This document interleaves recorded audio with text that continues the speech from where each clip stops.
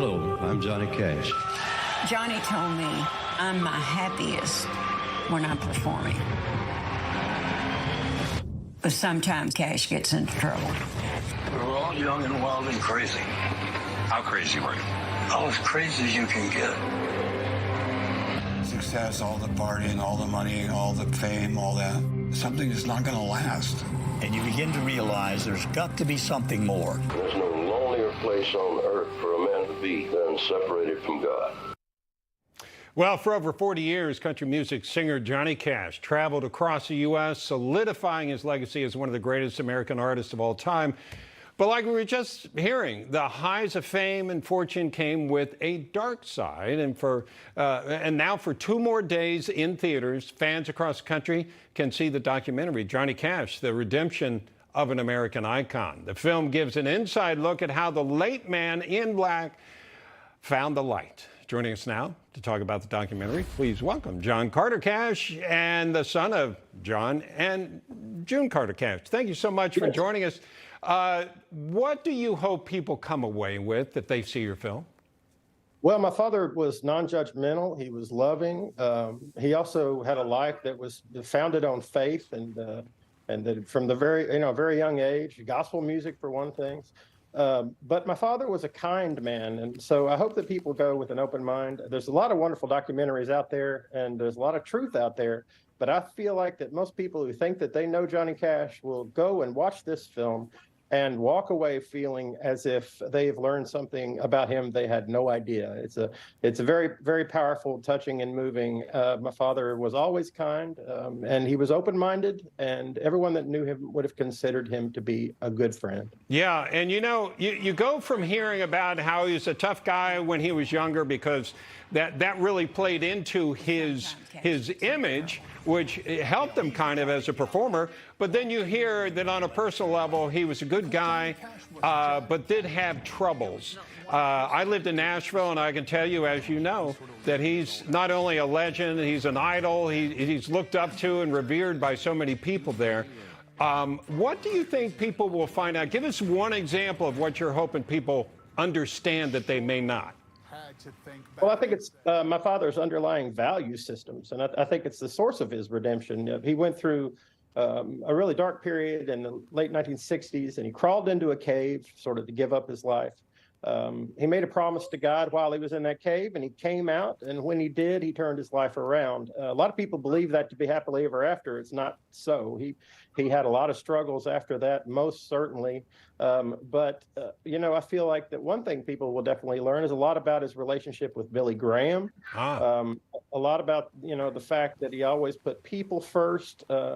He was, it was always that he came back to center, and he came back to life, and came back to what really mattered within his life. And the enduring relationship with my mother, I think a lot of people are going to find what was behind that. Yes, he was all those things. He was the man in black. He did have, darknesses within his character. But I feel like that people can connect to my dad on many different levels. He never judged anyone on any terms, really, as far as from west to east is what my parents always taught me as far as forgiving.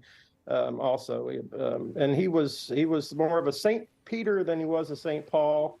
Perhaps he was always rising back up from a struggle. Yeah. But I feel like people will feel like they know my dad on a more personal level once they see this film. Yeah. Tell me about what music you liked, and is there music you think that people maybe would get a better insight into the man, like Sunday Morning Coming Down or something like that? I mean, go ahead. Yeah, Sunday Morning Coming Down was written by Chris Christopherson, right. But my father had certainly been there many times. It's a cry out in desperation for help and for strength. As far as his songs that he wrote, I feel most connected with the ones that he penned while I was around. There's a song called "The Man Comes Around" that is actually the title track from the American recordings. Series 4. And I was there when he wrote that. He would call me and ask me questions during his research for writing the song. very connected with that. But my dad, you know, he was a consummate poet. If you look at Big River, you know, songs like that, they meant so much to him. But his songs of faith, once again, and this film is a faith-based documentary, although you don't have to be a Christian to go watch it, and you can definitely appreciate it on, you know, whatever terms you have when you walk into the theater. But his songs of faith, you know, meant a lot to him, and there's some great ones out there. Where can people see it? In theaters all around the U.S. right now. It'll be on tonight and tomorrow night, and I think it was over 1,000 theaters in the U.S. I was in Miami, Florida, not too long ago, and I saw that it was going to be playing there. And you know, it'll be on a streaming service. I'm not sure yet exactly when that release is going to be. It will be coming out, but I hope that folks get out and check it out in the movie theaters while you have a chance. Now, if there's one song we can all go listen to that you think gives a good depiction of your dad, so later today we can say, we're going to see that film and we want to think about him, what would you say people should download or call up on their Spotify? Well, I mean, he had such diversity. So, I mean, Big River is wonderful. The Man Comes Around is wonderful. You know, he's more known for songs like Hurt and I Walk the Line, and there's nothing like, you know, songs like that. But I personally love the ones of his own composition, so I list Big River. Yeah. And he had that reputation.